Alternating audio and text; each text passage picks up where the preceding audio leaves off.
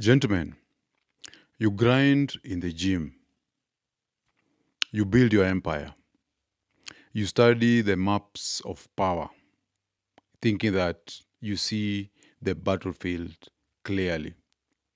You believe that the threat is out there, in the boardrooms, in the halls of government, the open opposition. But what if the most sophisticated weapon ever designed to destroy a man is not a bullet or a law, but the woman he shares his bed with?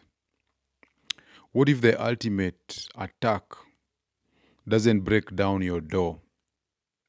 It kisses you goodnight.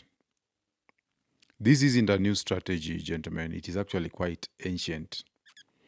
Centuries ago, a Nazarite colossus named Samson, who was Israel's warrior judge, could not be defeated by the Philistine army. So the rulers adopted a new tactic. They recruited Delilah, the woman that he loved. Their command was simple: see if you can lure him into showing you the secret of his great strength. Each one of us will give you 1,100 shekels of silver. This story is found in the book of Judges 16. And the playbook here is quite timeless. And it involves about 4 pillars. The first one is a pillar of seduction and emotional intimacy, where you create an illusion of safety and connection. The second one is repetition and emotional pressure. So you feign hurt and love to erode his boundaries. Like in the case of Samson, every time he refused to tell Delilah his secret, she will act like she's very hurt and she withdraws. And that's how she eroded his boundaries. And the third one is extraction through trust. You wait until, in a moment of fatigue and vulnerability, he tells her all that is in his heart. And then the fourth one is betrayal and entrapment. And this is a moment that when he sleeps, the shears come out and his power is gone. Now in espionage, this is called a honeypot. An honeypot is basically an attractive asset that is used to seduce and emotionally manipulate a target for strategic gain. It doesn't use force. It uses affection, sex, and admiration to achieve control. The psychology is brutal but simple. Men rarely guard what they crave to possess. Now, Charlie Kirk, who was a titan of the conservative movement in the US, was a man who built an empire speaking truth to power. But as his influence grew, so did his independence. The official story of his fall is a mess of contradictions that should offend any man's sense of reason. Now, what happened is that on September 10th, 2025, Charlie Kirk, who was a 31-year-old titan of Turning Point USA, which is a MAGA youth whisperer, he dropped mid-sentence at Utah Valley University. A sniper's round severed his neck in broad daylight. Now, what's interesting is that the accused, a young boy called Tyler Robinson, he maintains his innocence. And he claims that he never turned him in. He maintains that he was never on campus that particular day. In fact, his father allegedly never turned him in, despite the claims by FBI. So commentators like Candace Owens and Tucker Carlson have challenged the official narrative of what happened, particularly the lone shooter narrative. The campus had over 1,000 cameras, and yet the authorities released only one grainy and convincing clip. As Candace Owens, who was a close ally to Charlie, has stated, the footage appears fake, and the suicidal Patsy narrative is fictional. Because they're also saying that this young man was suicidal.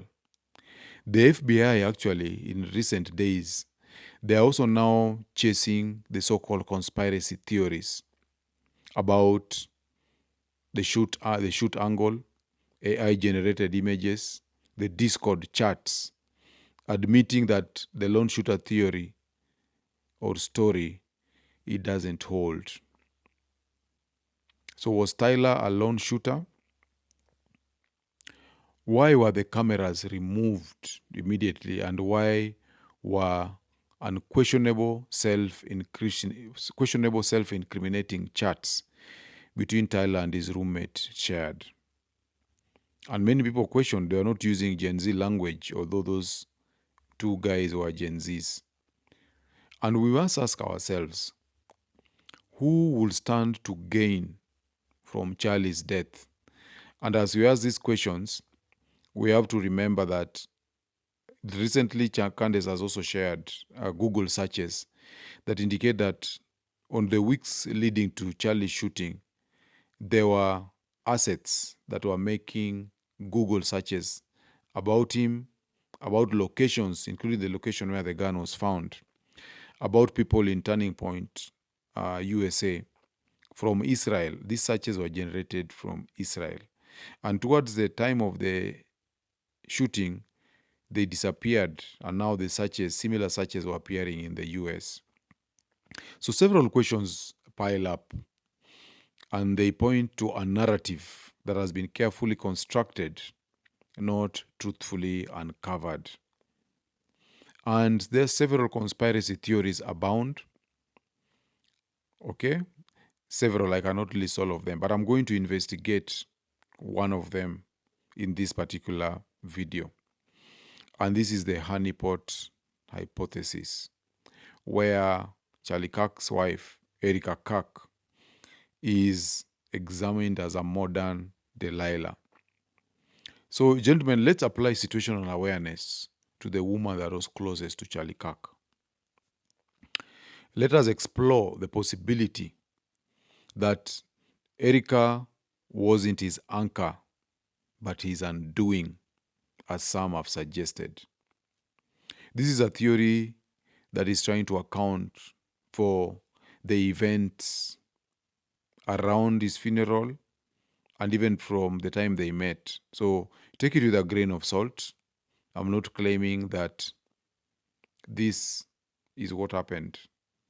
But the important thing is, from the story of Samson, and Kenyans also know the story of Lwanda Magere and the Langi lady, we know that honeypots have been used in the past to bring down powerful men.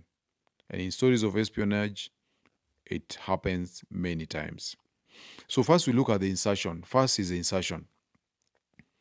Erika, of course, was 5 years the senior of Charlie Kirk. She was a former Miss Arizona, which she won in 2012. But she didn't just stumble into his life. She applied for a job at his organization, Turning Point USA. The job interview took place in Phoenix, and it dissolved over burgers into deep conversations about philosophy and Jesus. Charlie, who was smitten, reportedly said, "Forget this job interview. I want to date you." And this is a perfect approach by honeypots. The illusion of a chance or accidental encounter that is in fact a targeted audition. Then follow the connections. So her resume listed her as a real estate agent for the Corcoran Group in New York City. And this is a firm that is entangled with Jeffrey Epstein's network. And having brokered multi-million-dollar deals for his associates, this was one of the key firms in Epstein's network. So this is not a coincidence. It is a footprint.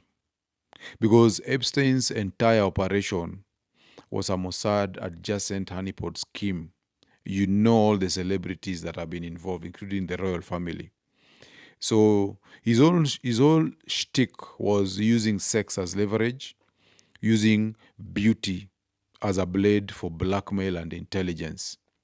And there are theories on X, okay, the former Twitter, and Reddit that finger Erika as a controlled asset, in quotes. Gentlemen, if you're enjoying this video, take a quick moment to like, subscribe, and share it. When you subscribe, you'll always be notified when I drop new content. And when you like and share, you will help this channel to grow. And more importantly, you help other men to discover the tools to level up. Remember, when one man rises, we all rise. Now let's get back to the video. Her pageant poise groomed for insertion into Charlie's life. So let's look at the extraction and the reorientation. As Charlie underwent a spiritual transformation, he began to question untouchable powers. Leaked chats with Candace Owens reveal that just before his death, Charlie was defiant, saying that he had lost a $2 million donation because he refused to cancel Tucker Carlson and fully endorse the pro-Israel cause. He was rejecting a massive $150 million offer from Zionist sponsors that demanded that he become a pro-Israel campus apologist. He was becoming apostate to the very interests that fund political movements. And Candace Owens and people who are close to him say that a day before he was killed, he said that they were going to kill him. He was afraid for his life. So where did he likely voice these dangerous empire-shaking doubts? In the marital sanctum to his wife, Erika. The same Erika who was being praised as a lion-hearted friend of Israel at his memorial. Was she his confidant, or was she his handler, relaying his every doubt to those who saw him as a threat? So the betrayal's final act is always the seizure of power. The empire is seized. So there are red flags that happened after Charlie's death. One was the lockout. After the shooting, Erika barred Charlie's own parents from the memorial service, claiming it was federally organized and untrustworthy, which was a classic isolation tactic. Secondly, there was also the suspicious preparation. There are allegations that Turning Point USA had booked the State Farm Stadium for the memorial months in advance. Why was this the case? And then there's a legacy pivot. Erika, with scripted poise, rapidly ascended to the throne of Turning Point USA, an organization that Charlie was potentially steering off script and seamlessly reoriented it back into a pro-Israel bulwark. So even the personal details, they raise red flags for a red pill man or someone who has situational awareness. The absence of any pregnancy photos online for such a public figure is highly unusual, leading to whispers about the true paternity of the children. A classic legacy destroying ploy, straight from the Honeypot handbook. So brothers, this has the infrastructure of the Delilah deception. It is the architecture of control. It preys on a man's innate desire for a sanctuary, for a soft place to land. They know we are wired to provide, to protect, and to trust the woman that we love. And they turn that wiring against us. So this is not about Charlie Kirk, gentlemen. This is a reflective mirror held up to every one of us. We know of a case, for example, in Kenya, of a gentleman who used to head Kenya Power and Lighting Company. I'm not going to mention his name. He was sold out by his wife to the authorities, and this brought his empire and himself to his knees. Several cases abound. So how do you vet the woman in your life? Is it for her beauty and charm, or for her character, her origins, and the shadows that she casts? Where do you draw the line on pillow talk? Do you compartmentalize your mission, or do you whisper your most dangerous ambitions and secrets into an ear that may be owned by your enemies? And are you building a legacy, or are you building a target? So this is not just about seeing the corruption in the world. It is about recognizing the vectors through which that corruption can enter your life. And the softest, the most devastating vector is the one you welcome into your home. So, gentlemen, have you seen the signs like this in your own orbit? Have you felt a relationship slowly eroding your mission or reorienting your loyalties? How do you guard against the Delilah deception in your daily life? So share your experiences in the comment section below. Get unplugged and let's fortify this front together.